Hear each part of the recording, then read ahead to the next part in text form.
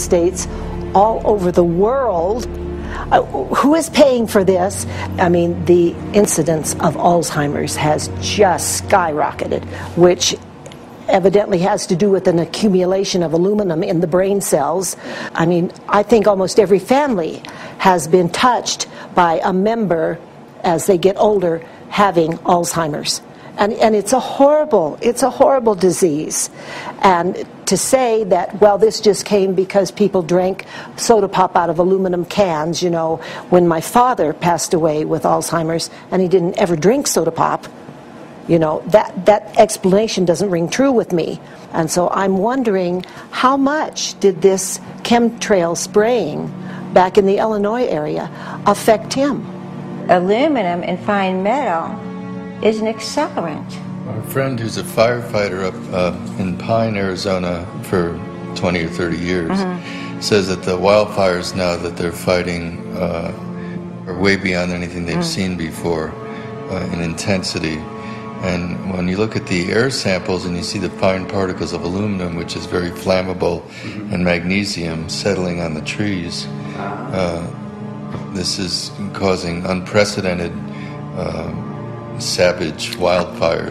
But if you look at this, you can see these are parts per million. They sent this to me, and I just found this to be extremely interesting because we should have like 2 parts per million of aluminum in our air.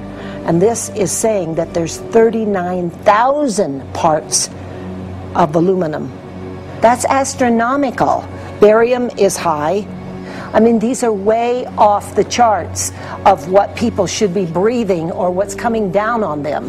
And, you know, if people wonder why their health is deteriorating, why they're having to go to emergency rooms, why they can't breathe, you know, why they're getting Alzheimer's, this has been planned. We have elites, I don't know what you want to call them, one worlders, Illuminati, I don't know, whatever you want to call them. But with these people that don't care about the average person, they only care about themselves, their greed, their power, and if they eliminate, you know, 2/3, 3/4 of us from the planet, so much for the better for them, because then they don't have so many people to have to herd around and worry about. So this is a lot what this is about, and this is very, very alarming and scary. I mean, where is this stuff coming from? And why? Why is this kind of stuff being put out there?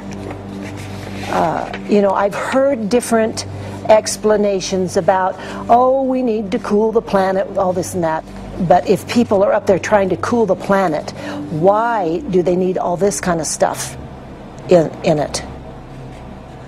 The explanations just never have really rang very true. And as I'm setting up the equipment, she looked at me and she said, all these trees here are dying. And I said, what? She says, all these trees in here are dying. So I thought, well, I'm going to test for aluminum, because that's one of the key things in the programs that we're talking about, and titanium. And I took some of this bark sample and tested it, and it came back positive with aluminum and titanium. Then I started traveling around California, noticing the same thing. In Lake Tahoe, there was a lot of the same type of bark, all through Sacramento area and Davis. Just about everywhere I went, I was noticing this silver white bark. What I think is happening is these chemicals are getting down and destroying the roots. And then as they come up, they're going out into the bark. Those two right there are the ones that are just, it just hurts so bad to see these two, because look how old and big they are. We probably lost 40 trees right here on our 10 acres. Every week, every other weekend, we'd see another tree that was beginning to die. And I mean, it's just so sad, we just cry. And to think that that might have something to do with it, along with their other explanations, would really, really frost me.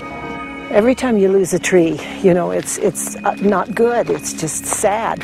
And there's another one over here in this little group of trees here. Don't you feel better when you stand up and fight than if you crawl down in a little hole and go to sleep?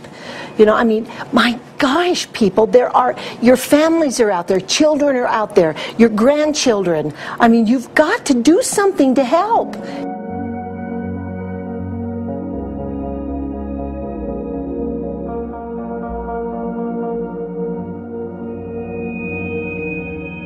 My greatest hope is to get people to question.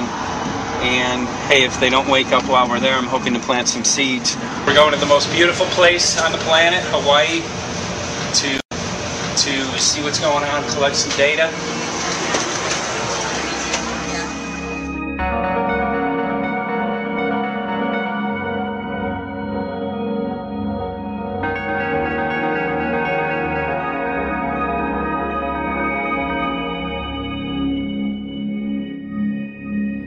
Thank you for having fun with us. Hope you enjoyed the trip. Have a great vacation and welcome home if you're lucky enough to live here. Thank you.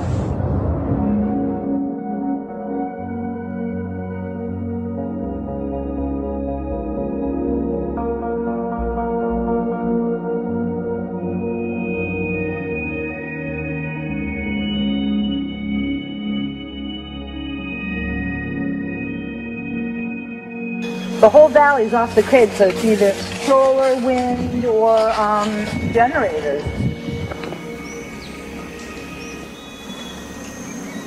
Look at this, man. Yeah, the mind can't even conceive of a dream of this. Right. Yeah, right. Even coming here, and one would never think, you know, in paradise that it's getting destroyed. And they're doing it island style. They do it off the island, right? They do it off the island. So they don't, you know, you don't see the chemtrail airplane.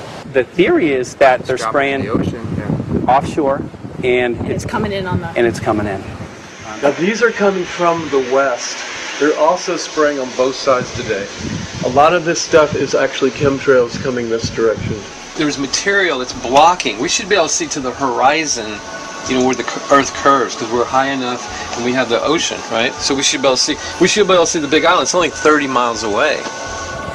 And you can see it's not a blue sky behind it. That's the key. It's all, you know, has that kind of weird looking blue, like silver blue, I call it. And this is a nice day. You know, there's no more blue sky. The night we're gonna look at the stars at night, and it's like, you'll see, you can count them. There's so few stars at night now. There should be hundreds of thousands of stars, and I can count the stars. There's like one here and one planet here. It's like, you might see, some nights you'll see 100, some nights you'll see 10. This is what concerns me, this kind of stuff right here. It's just soft. Okay. This just comes right off, this bark. That's not natural. For I've seen hundreds of thousands of coconuts and I've never seen it falling apart like that. Look at this, you guys. I've never seen anything like this.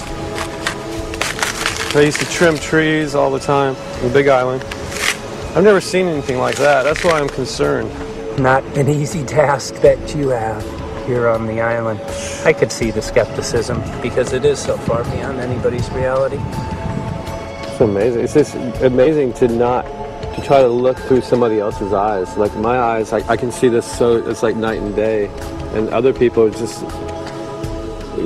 the illusion is just so deep. What do you think would happen if everybody awakened to what was going on and what the plans were of geoengineers? I think they'd have a revolution in Hawaii.